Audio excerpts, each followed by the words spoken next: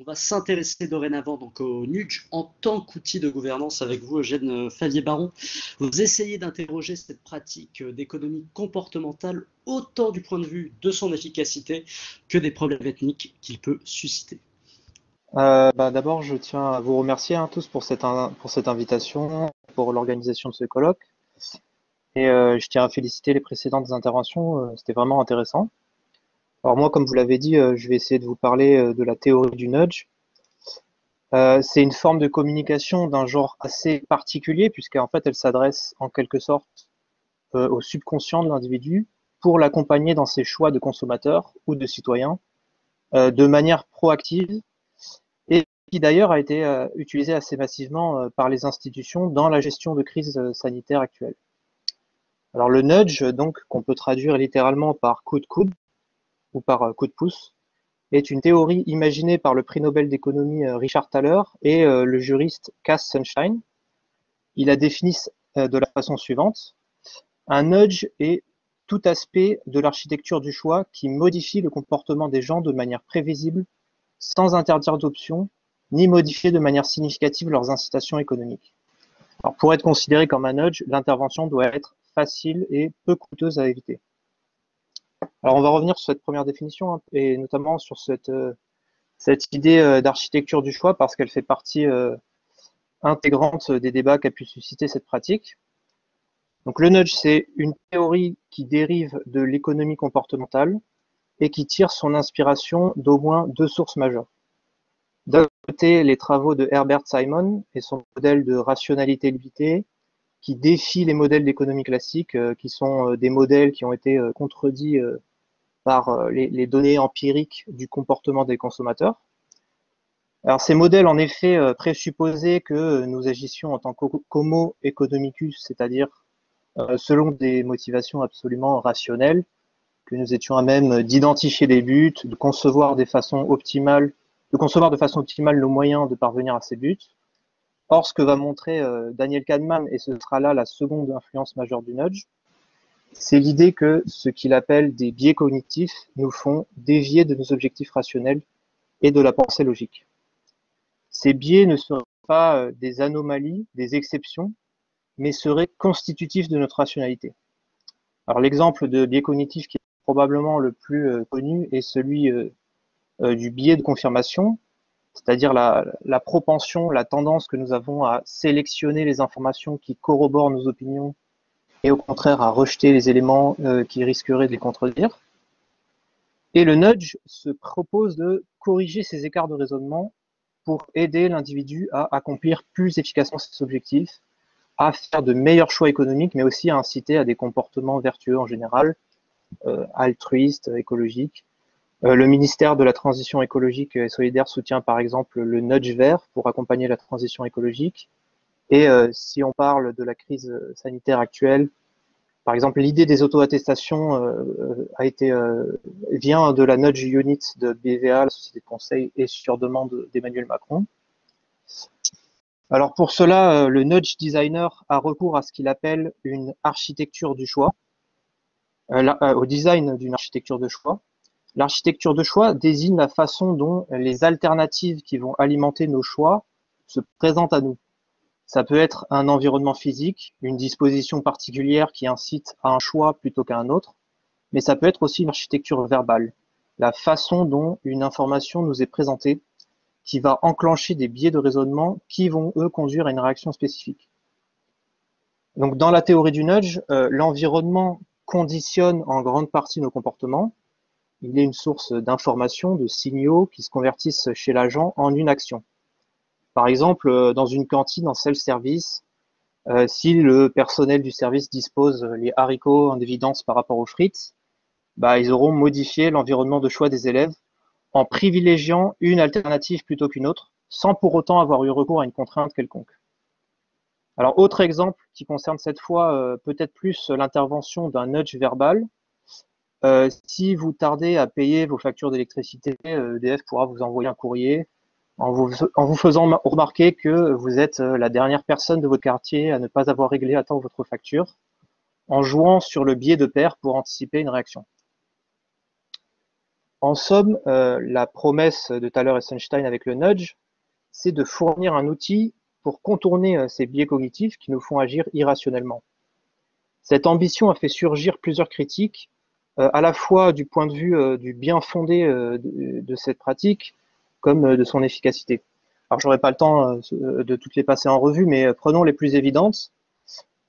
D'abord, le nudge implique de considérer que l'architecte de choix ou le nudge designer serait mieux à même que nous de fixer nos propres buts. C'est l'accusation qui est régulièrement faite au nudge d'être paternaliste. En fait, ce paternalisme est plus ou moins assumé par les deux auteurs, les deux créateurs du nudge, puisque ils taxent eux-mêmes leur théorie de nudge de paternalisme libertarien. Alors en fait, cette formule un peu étrange, elle est là pour signifier que Thaler et Sunstein entendent tracer une voie intermédiaire entre, d'un côté, ce qui relèverait d'un paternalisme pur, c'est-à-dire par exemple l'interdiction de fumer dans les lieux publics, une interdiction pure et simple, et de l'autre, les excès d'un libertarianisme qui défendrait par exemple un droit à polluer pour les entreprises pour ne pas entraver leur liberté. Le nudge est supposé donc mettre le curseur au milieu avec une dose de paternalisme qui serait tellement infime qu'elle ne formulerait pas une obligation, mais s'inscrirait dans une forme de pilotage, de gouvernance. Il ne s'agit par exemple pas d'interdire la pression publicitaire incitant les consommateurs à agir contre leurs intérêts, mais à se servir de cette même pression de façon plus douce pour cette fois induire des comportements vertueux, censés contrer cette influence publicitaire néfaste. Or, précisément sur ce dernier point, Thaler et Sunstein semblent assez hésitants. La forme la plus pure, ou en tout cas la plus proche de l'idée originale du nudge, est ce qu'on appelle le AGBT nudge, c'est-à-dire as judged by themselves, c'est-à-dire l'idée, c'est-à-dire c'est le nudge qui se donne comme une boîte à outils, un ensemble de moyens déployés sans perception par l'individu ciblé, et qui se contenterait d'assister à la réalisation d'un objectif que l'individu s'est lui-même fixé. Alors dans ce cas, l'accusation de paternalisme n'est pas valable puisque le nudger se contenterait de nous aider à réaliser des buts que nous serions déjà fixés préalablement. Mais plusieurs interrogations subsistent. D'abord, si, comme le dit l'économie comportementale, les individus seraient globalement de mauvais juges de ce qu'il faudrait faire pour réaliser leur bien-être, pourquoi les nudgers devraient-ils nous aider à réaliser ces objectifs? Plus encore, comment être sûr que l'objectif auquel nous sommes encouragés est celui que nous visons réellement? Alors, en réalité, ce que nous disent les deux auteurs, c'est un peu différent. Ils affirment que si nous avions accès à suffisamment d'informations pour effectuer un choix de manière rationnelle, alors nous ferions exactement le choix auquel ils nous incitent. Si nous savions à quel point tel ou tel produit serait cancérigène, nous cesserions d'en consommer. Mais, ajoute-t-il, parfois l'accès à l'information n'est pas non plus suffisant pour initier une réaction. C'est là qu'un biais cognitif nous empêcherait de réagir. C'est là aussi, selon moi, qu'il y a un sérieux risque de dérive par rapport à la promesse initiale du nudge. En effet, ça implique d'influencer le contexte de décision de la personne en présumant au moins deux choses essentielles.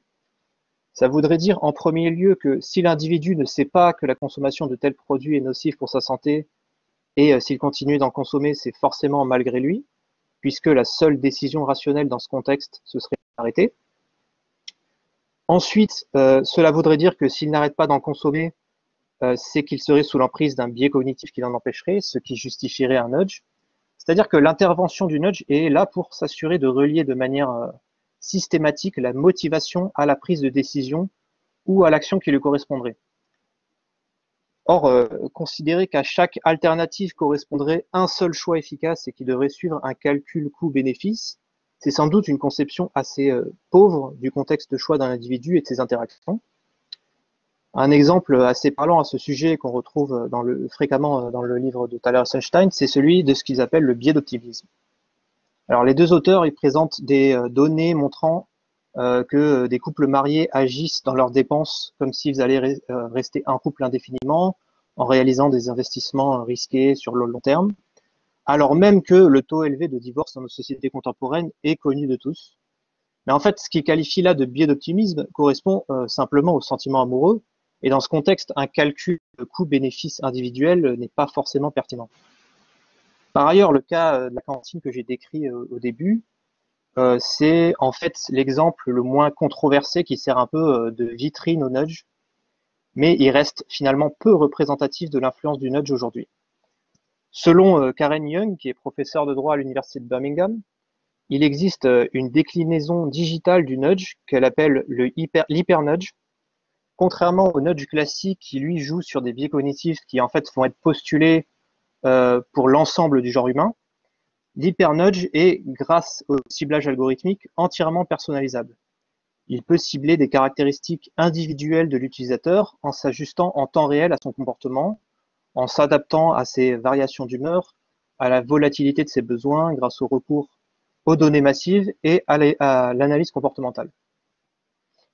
Donc on voit aisément dans ce contexte comment le nudge peut être détourné à des fins commerciales par les plateformes numériques dominantes. Les algorithmes en fait agissent en permanence comme des architectes du choix, non pas en modifiant les circonstances du choix pour neutraliser les faiblesses de la délibération et nous permettre de mieux atteindre nos objectifs, mais pour exploiter ces mêmes faiblesses en structurant le champ d'action possible des utilisateurs à des fins commerciales ou politiques.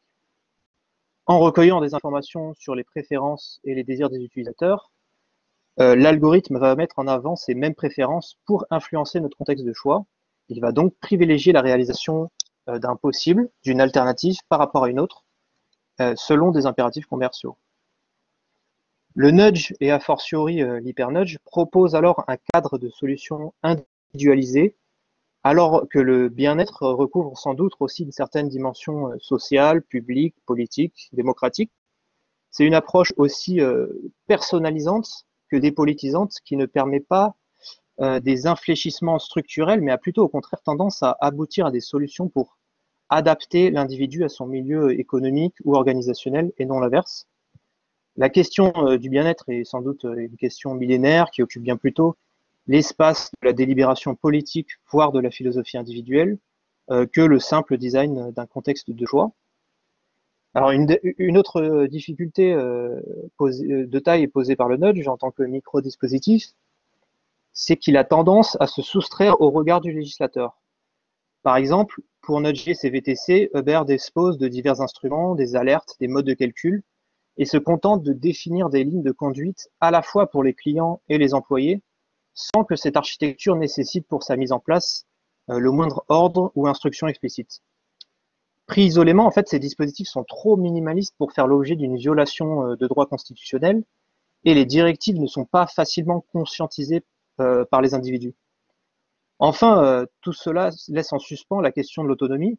Les individus nudgés ne sont pas conscients que leurs actions découlent en partie des tactiques de l'architecte de choix, plutôt que de leur propre évaluation des alternatives qui sont les leurs. En résumé, je vais essayer de terminer sur ça. Si les biais cognitifs font partie intégrante de notre rationalité, comme le dit l'économie comportementale, alors de quoi nous biaisent-ils?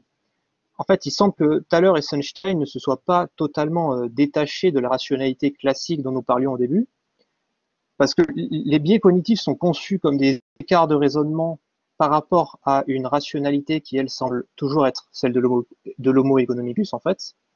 Si l'économie comportementale offre certes une utilisation plus fidèle du contexte de choix réel des individus, il reste à préciser l'apport du nudge. Dans certains cas, le nudge semble conçu comme un outil pour faire de l'individu un homo economicus, en lui ôtant ses biais de raisonnement par des moyens éducatifs, en préservant sa liberté de choix.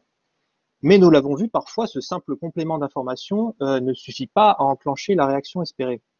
Auquel cas, il convient d'utiliser ces mêmes biais pour orienter l'individu vers de meilleurs choix. Et en fait, cette alternance, elle fait écho à la théorie du thinking fast and slow de Daniel Kahneman, selon laquelle nous disposerions d'un système cognitif à deux vitesses. Un système 1 qui est automatique, rapide, qui agit par réflexe conditionné et ne demande pas d'effort particulier. C'est celui qui régirait la plupart de nos interactions quotidiennes. Et un système 2 qui, lui, est plus rationnel, calculateur, réflexif, et qui correspondrait en fait à l'homo economicus. Le nudge agit alors tantôt en éduquant le système 2, tantôt en influençant le système 1. Or, il semble que dans le premier cas, le nudge s'avère peu efficace, tandis que dans le second, il s'avère peu éthique. Voilà, je vous remercie à tous de m'avoir écouté, en espérant ne pas avoir trop débordé sur mon temps, et en espérant pas avoir été trop rapide non plus, étant donné le temps qui m'était imparti. Merci à vous.